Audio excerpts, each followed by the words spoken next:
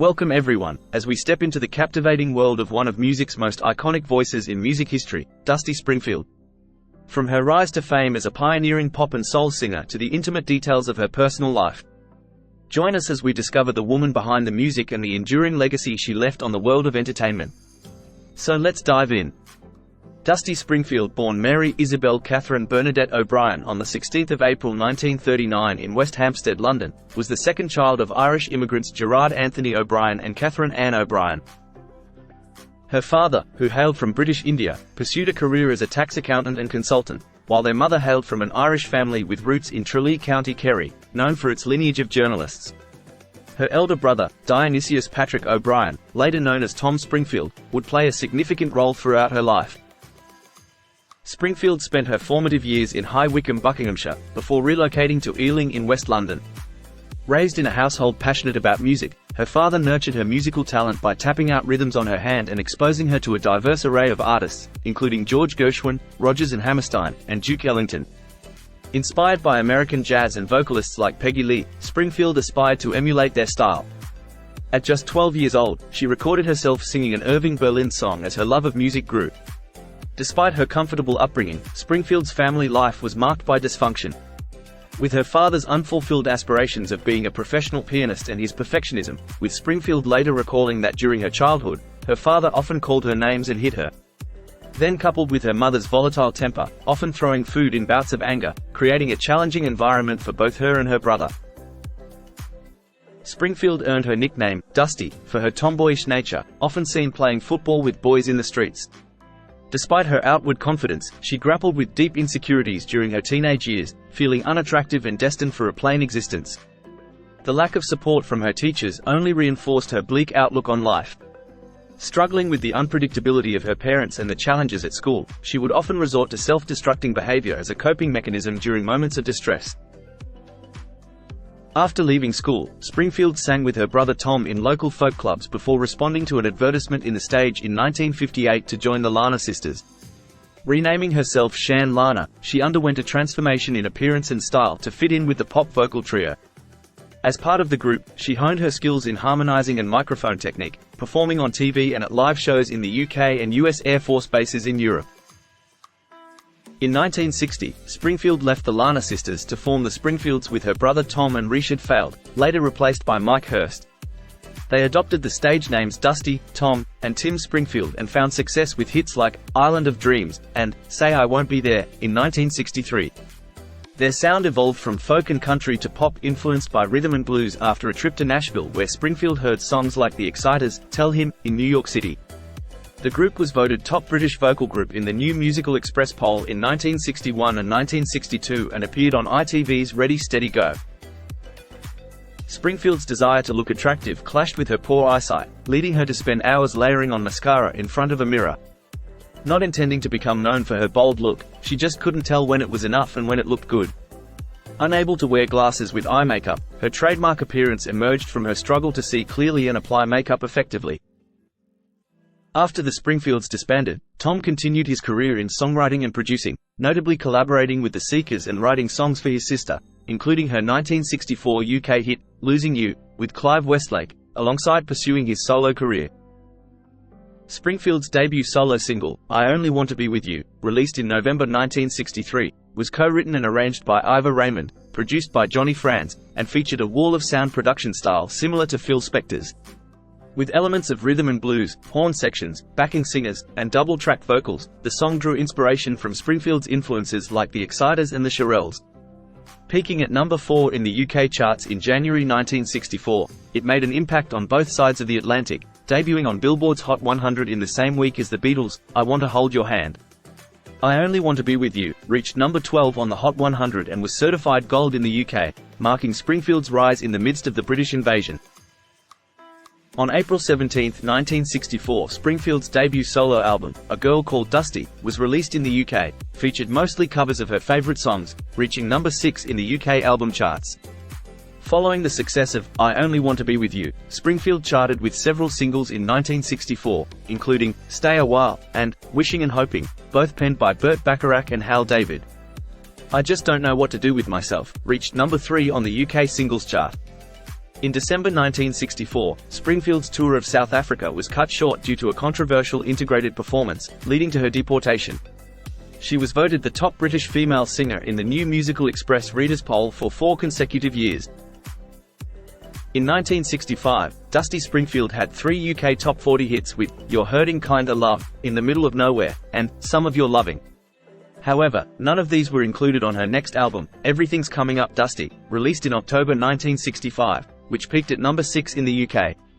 Her sole appearance on Billboard's Hot 100 that year was with Losing You, which reached 91.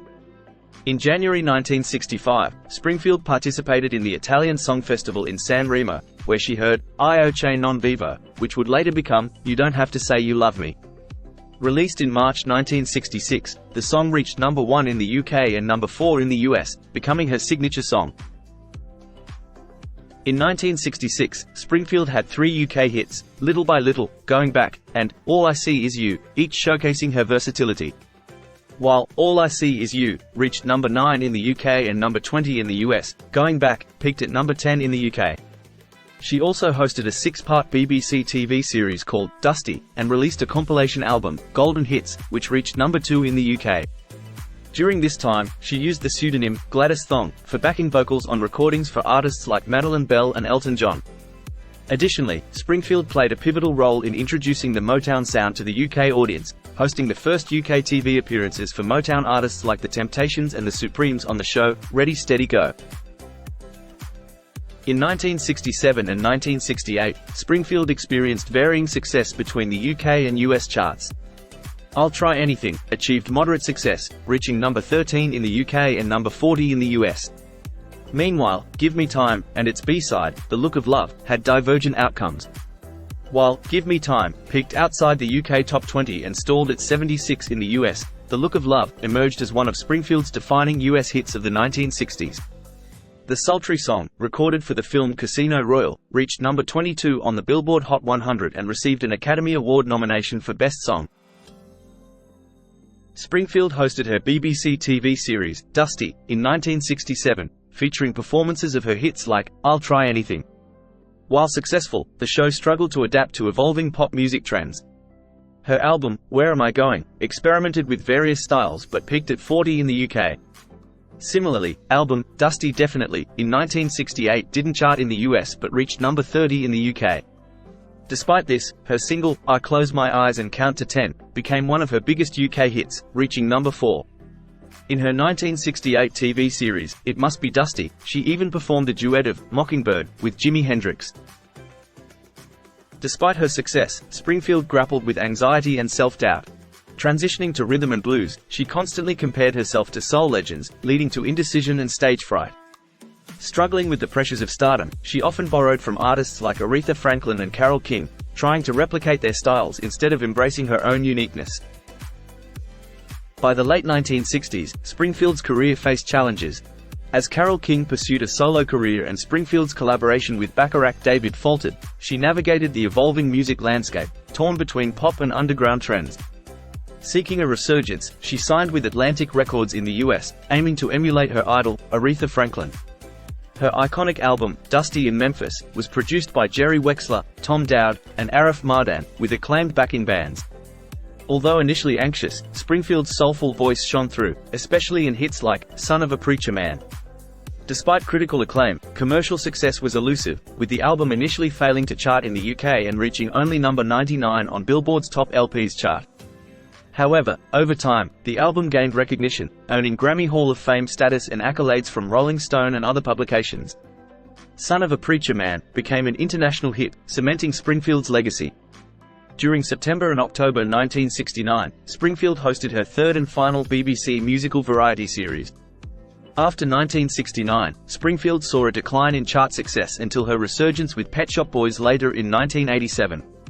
In the UK, her notable singles included Am I the Same Girl, while in the US, tracks like Don't Forget About Me, The Windmills of Your Mind, and A Brand New Me charted. Despite this, Springfield's 1960s repertoire is also celebrated for her renditions of songs like 24 Hours from Tulsa, You Don't Own Me, La Bamba, If You Go Away, Piece of My Heart, I Think It's Gonna Rain Today, Spooky, and Yesterday When I Was Young. By the early 1970s, Springfield, though still a major star, faced declining record sales. Her relationship with Norma Tanega had ended, and she spent more time in the US.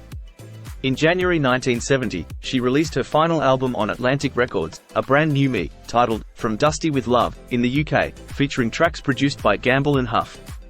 Despite moderate sales, Springfield was dissatisfied with her management and record label. She collaborated with Elton John on his 1971 album, Tumbleweed Connection, and recorded songs with Jeff Barry in 1971, but contractual issues led to their delayed release on the UK-only album, See All Her Faces, in 1972 and the 1999 deluxe edition of Dusty in Memphis. She signed with ABC Dunhill Records in 1972 and released album, Cameo, in February 1973, receiving positive reviews but experiencing poor sales. Springfield recorded the theme song for the TV series, The $6 Million Man, in 1973. She put her solo career on hold by 1974, living as a recluse in the US to avoid media scrutiny. She resumed recording in the summer of 1977 with It Begins Again. In the late 1970s, she released 2 albums on United Artists Records, It Begins Again, in 1978, and Living Without Your Love, in 1979. Despite It Begins Again reaching the UK Top 50 and receiving critical acclaim, Living Without Your Love did not fare as well. In early 1979, she performed club dates in New York City and recorded 2 singles with David Mackay for her UK label, Mercury Records. The first single, Baby Blue, reached number 61 in the UK, while the second, Your Love Still Brings Me to My Knees, marked her final release with Mercury Records after nearly 2 decades. On December 3, 1979, Springfield performed a charity concert at the Royal Albert Hall, attended by Princess Margaret. Bits and Pieces, the theme song from the movie, The Stuntman, in 1980, Springfield sang next. She signed with 20th Century Records in the US, releasing the single, It Goes Like It Goes, a cover of the Oscar-winning song from the film, Norma Ray. In 1982, she released the album, White Heat, influenced by new wave music, which she was unusually proud of. Despite attempts to revive her career in 1985 by signing with Peter Stringfellow's Hippodrome Records label in the UK and releasing the single, Sometimes Like Butterflies, none of Springfield's singles from 1971 to 1986 charted in the UK Top 40 or Billboard Hot 100. However, in 1987, she had a significant resurgence after accepting an invitation from Pet Shop Boys to duet on the single, What Have I Done to Deserve This? The song reached number 2 on both the US and UK charts and appeared on both artists' greatest hits collections. Springfield also sang lead vocals on Richard Carpenter's song, Something in Your Eyes, which became a US number 12 adult contemporary hit. Additionally, she recorded a duet with B.J. Thomas, As Long As We Got Each Other, used as the opening theme for the US sitcom, Growing Pains, in its 4th season from 1988 to 89, reaching number 7 on the adult contemporary singles chart. In 1988, Springfield released a new compilation, The Silver Collection. She collaborated again with Pet Shop Boys, recording their song, Nothing Has Been Proved, for the soundtrack of the 1989 drama film, Scandal. The single reached number 15 on the UK charts. This was followed by In Private, also written and produced by Pet Shop Boys, peaking at number 14 in November. In 1990, Springfield released her album, Reputation, her 3rd UK Top 20 studio album, with half the album's writing and production credits going to Pet Shop Boys. By 1988, Springfield had relocated back to the UK from California. In 1993, she recorded a duet with her former 1960s professional rival and friend, Cilla Black, titled Heart and Soul, which was released as a single in October.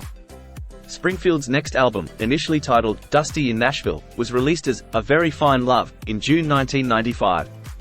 Despite being planned as a country music album, Springfield's track selection shifted it towards pop music with a hint of country. Her last studio recording was George and Ira Gershwin's Someone to Watch Over Me, in London in 1995 for a TV ad. This track was later included on the anthology, Simply Dusty, in 2000. Her final live performance was on The Christmas with Michael Ball special in December 1995. Personally, Springfield's personal life was complex and often tumultuous. Raised as Mary O'Brien, she struggled with insecurities, addiction, both drug and alcohol, and mental health issues throughout her career. Despite her public persona as Dusty Springfield, she grappled with self-destructive behavior, alcoholism, and bipolar disorder. In the mid-1960s, Springfield's career soared, but her judgment and mental state began to falter. She was involved in a reckless driving incident in London's Berkeley Square, hitting Ida Metzger, a 63-year-old pedestrian. Springfield showed little remorse apart from initial hysterics, and she received a guilty verdict for the incident. What further damaged her image was her seemingly indifferent attitude afterward. She skipped her court appearance and expressed more concern over her car's damage than the victim's well-being, although under immense stress at the time. Springfield's sexuality was a subject of public scrutiny, and she was involved in various relationships with women. From the mid-1960s to the early 1970s, she lived with singer Norma Tanega. Springfield openly discussed her fluid sexuality, stating her capability to be attracted to both men and women. In the 1970s and 1980s, she had relationships with women such as Faye Harris and Carol Pope, but these were often tumultuous and toxic. One particularly turbulent relationship was with Tater Bracci, which resulted in a violent altercation that led to hospitalization. The two fought so hard, on one occasion, Bracci hurled a saucepan at Springfield, knocking out a number of her teeth, resulting in plastic surgery, with the relationship ending within 2 years. Despite her personal struggles, Springfield remained an advocate for animal rights, especially cats, and continued to be celebrated for her musical contributions. Sadly, Springfield faced a battle with breast cancer during the recording of her final album, A Very Fine Love, in Nashville, Tennessee, in January 1994. Initially feeling unwell, she was diagnosed upon her return to England a few months later. After undergoing months of chemotherapy and radiation treatment, her cancer went into remission. In 1995, Springfield, seemingly in good health, resumed promoting her album, which was released that year. However, the cancer resurfaced by mid-1996. Despite intense treatments, she succumbed to the disease on March 2, 1999, in Henley-on-Thames, Oxfordshire, just a month before her 60th birthday. Her funeral was attended by numerous fans and figures from the music industry, including Elvis Costello, Lulu, and the Pet Shop Boys. The service was held at the Anglican St. Mary the Virgin Church in Henley-on-Thames, and a marker was placed in the churchyard in her memory. Per Springfield's wishes, she was cremated, and her ashes were divided. Some were interred in Henley, while her brother Tom Springfield scattered the rest at the cliffs of Moher in Ireland. And there you have it. As we conclude and reflect on the extraordinary life of a true musical trailblazer. Dusty Springfield's impact on the music industry continues to resonate, her soulful voice and unforgettable performances forever etched in our hearts. Thank you for joining us in celebrating her timeless legacy and the indelible mark she left on the world. Don't forget to like and subscribe. Take care and bye for now.